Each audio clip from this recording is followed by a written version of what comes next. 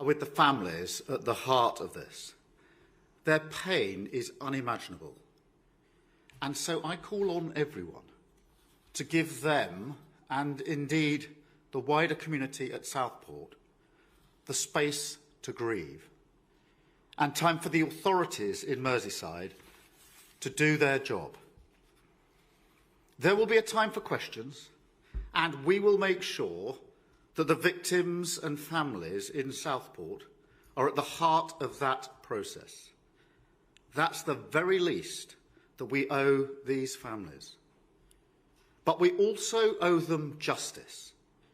So while there's a prosecution that must not be prejudiced, for them to receive the justice that they deserve, the time for answering those questions is not now.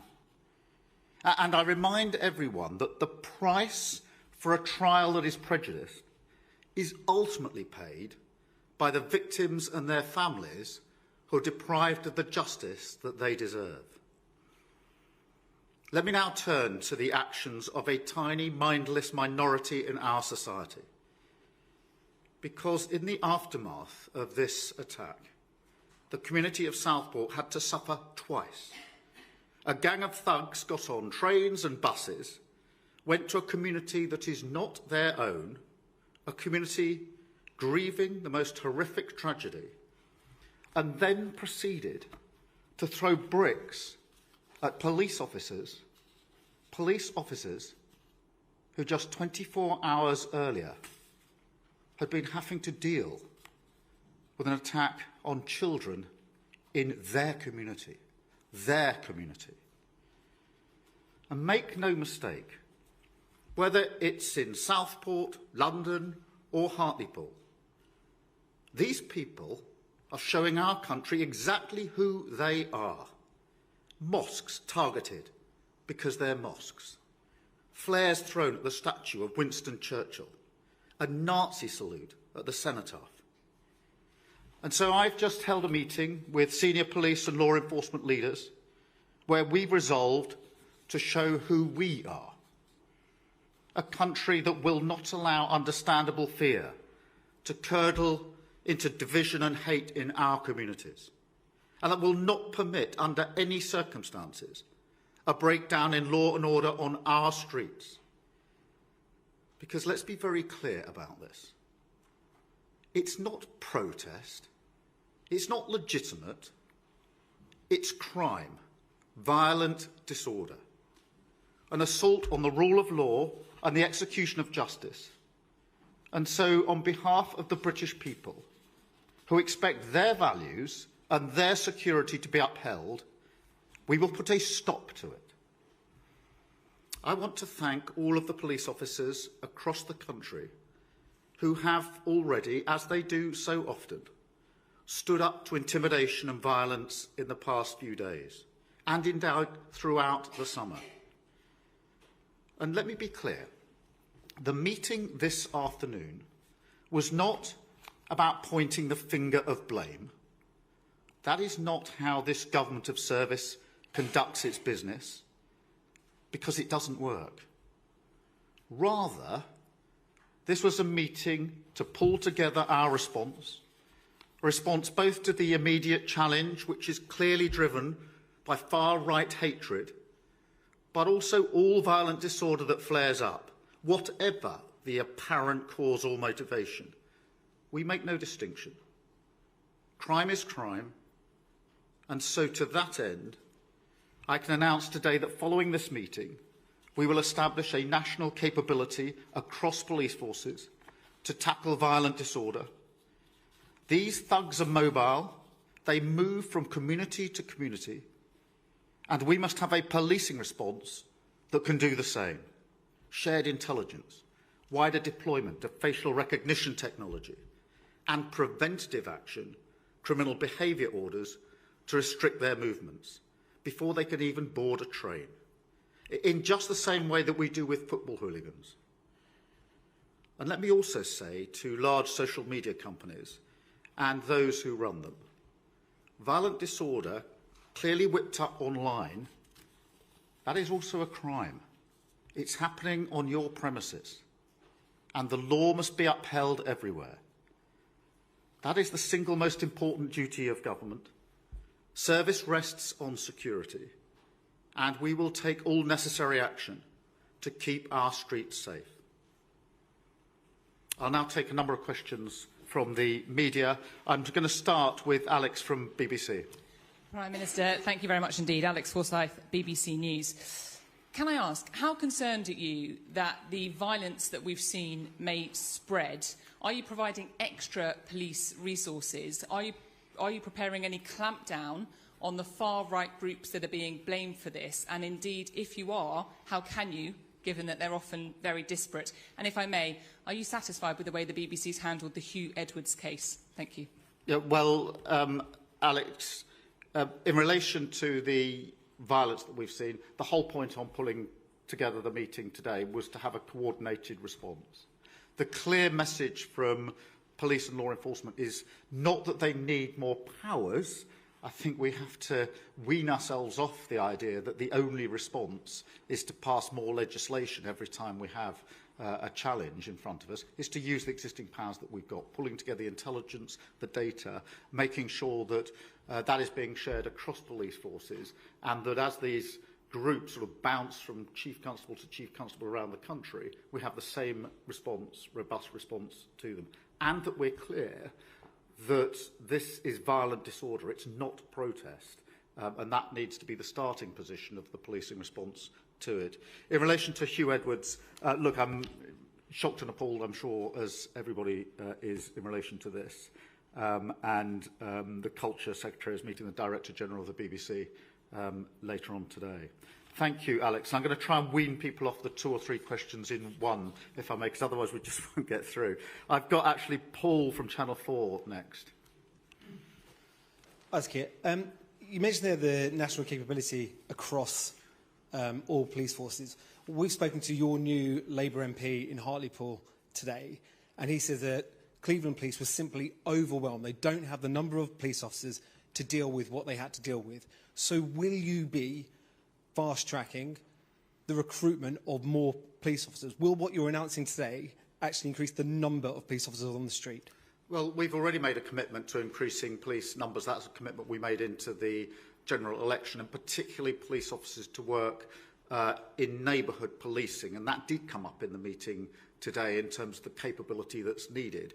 But look, Paul, to be frank, what happens in the next few weeks matters, and that isn't a question on its own of recruitment, which takes longer. It is a question of coordinating the response, making sure the capability that we've got to share intelligence, share data, have a coordinated response, and to act as quickly as possible in cases so that arrests are followed swiftly by charging.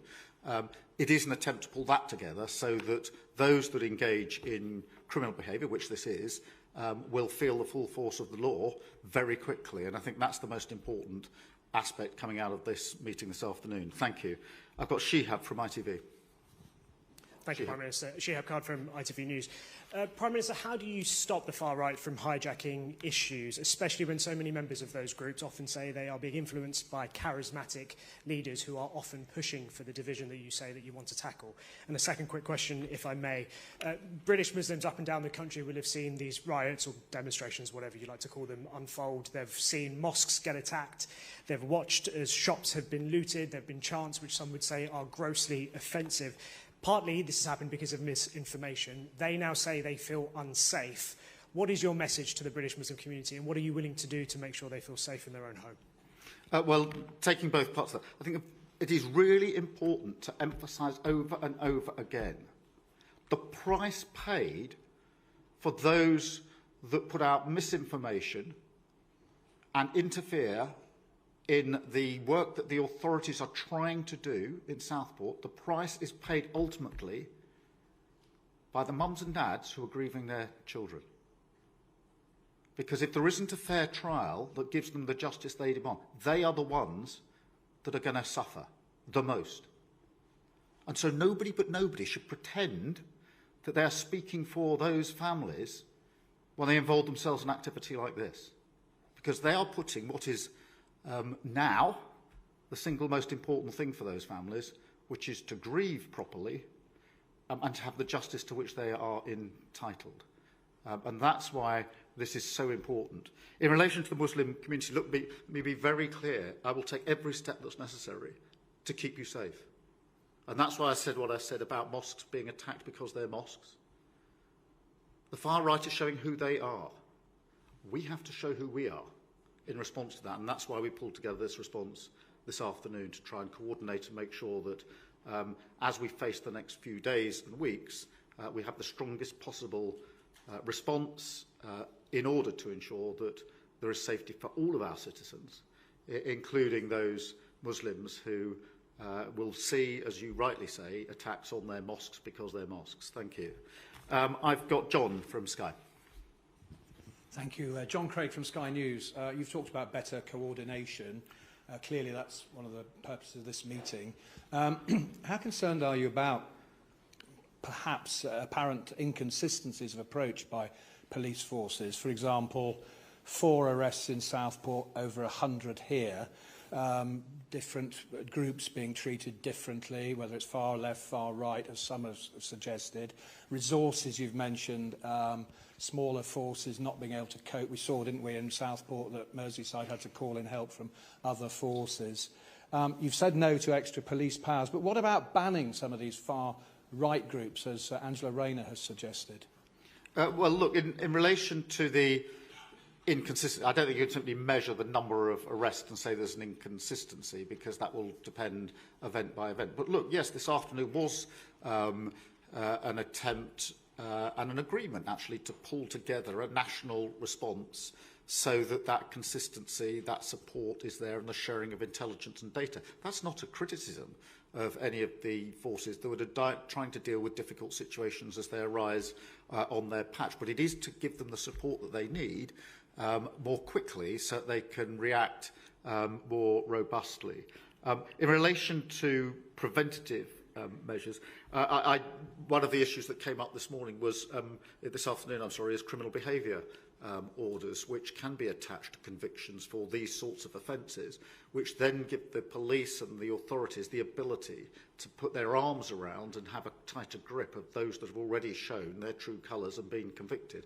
And I would personally like to see more use of those orders in the same way that they're used in football hooligan cases to stop people travelling, identify and prevent their patterns of behaviour. Because these are not people who are going to protest. You don't go to protest with a rock in your hand. You go to commit violent disorder. And we need to be really clear about that. And I think those orders would help us in the preventative space. Thank you very much. I've got Jason from the Mail. Thanks, PM. Do you welcome the decision to name the suspect in this case, apparently taken to end some of the disinformation? And this is a pretty unusual summit for August. People are going on holiday now. Are you worried about we could be facing a sort of summer of riots? Well, firstly, on the naming of the individual, that's a matter, obviously, for the court. A decision's been taken today, so that is now in the public domain. I won't say more about that, because the purpose of the rules in relation to the information that's available is to ensure there can be a fair trial, and my starting point on that is very much the victims and their families, because and I have seen this in other cases, the price for a trial that goes wrong is paid by the family and friends and victims of crime. In this case, I can't imagine the added pain that would be piled on in this case if there was anything that got in the way of the trial of this particular issue. Look, in relation to what happens over the next few weeks and months, it is obvious to me, and I think obvious to anybody looking in, that so far as the far right is concerned, this is coordinated, this is deliberate, this is not a protest that has got out of hand. It is a group of individuals who are absolutely bent on violence. And that's why it's important, I think, to pull together the senior police and law enforcement leaders, as we did today, to ensure that that is met with the most robust response in the coming days and weeks. I've got Aubrey from The Times. Thank you, Prime Minister. You said that violent disorder is being whipped up online. What are you going to do to combat that spread of disinformation? Are you going to haul in social media companies? Could you restart the rapid rebuttal unit in Whitehall? And what is your message to Nigel Farage, who obviously asked this week whether the truth is being withheld? Do you think that was responsible for anything? In relation to the platform providers, some of it isn't as complicated as it may at first seem. So inciting violence online is a criminal offence. And that is not a matter of free speech. It is a criminal offence. Clearly, in relation to platform providers, there's a balance to be struck. Social media platform providers, it's an amazing opportunity that we all enjoy as a country, that is very important to us, that these platforms are there to be used for the great opportunities that they provide. There is also a responsibility that goes with it. That's a space for a mature conversation to take place. In relation to the comments of others, look, I'm not going to stand here and cast judgment on what others are saying. I know what I'm saying, and I know why I'm saying it very, very clearly, which is my focus, whenever I'm confronted with any questions about this, is on the families and victims of those, particularly in Southport, who were so affected by this. I would also add the police officers. I had the privilege of going up the day after this incident to speak to the police officers who had to deal in responding, the first responders to this. Remarkably but unsurprisingly, they were back on duty. I was able to thank them for what they had done, but I'm not going to pretend to you that they weren't affected by what they had to witness, what they'd had to deal with. They said to me, as they always do, I was simply doing my job, and of course they were, but doing your job, you know, there's no way what happened to them or what they had to endure, had to respond to, was anything other than extraordinarily challenging. And I think that if we all start with a clear focus on the victims, their families, and the police officers who had to respond to this horrific attack, that will be a good template or framework for the discussion of all of these matters. I've got Rowena from The Guardian. Rowena Mason from The Guardian. Nigel Farage is the leader of Reform. He did very well, obviously, in the election, and he's been accused of spreading conspiracy theories about the Southport tragedy and his response to it. Is it enough to say that you just won't comment on what he's said, given that some people, including a former police chief, have linked his comments to the violence that broke out in the riots? Look, I'm not going to run a sort of running commentary on the motives of other people. What I am saying is my focus is on the families, the victims who are at the heart of this, and I think that that should be the focus for everybody. Anybody who says or does anything that impedes their ability to get the justice that they deserve cannot claim to be acting in their best interests, because they're not. Thank you. And I've got John from The Mirror. Hello, thank you. What consequences will there be if social media firms do fail to take action? Well, I think there's a discussion to be had, and it is a balance, and it needs to be the right balance, because social media is a fantastic opportunity, but it also carries responsibility, and that's the mature discussion that we've had. What we've done today is have a discussion with law enforcement and the police, which is about pulling things together for a coordinated response.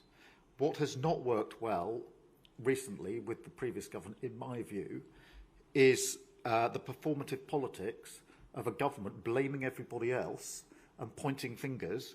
In that approach, to me, is not effective. It's the performative politics that I've put an end to with a government of service. My approach is different, which is to roll my sleeves up, get the relevant people around the table and fix the problems and meet the challenges that we have as a country. We did that with law enforcement and the police this afternoon. A similar approach with social media, which is not performative politics, which gets you nowhere, but the politics of service, which is to actually work together to address the challenges that we have and make sure that we keep the country safe and respect the values of our fellow citizens, which are about law enforcement, security and safety. Thank you all very much indeed.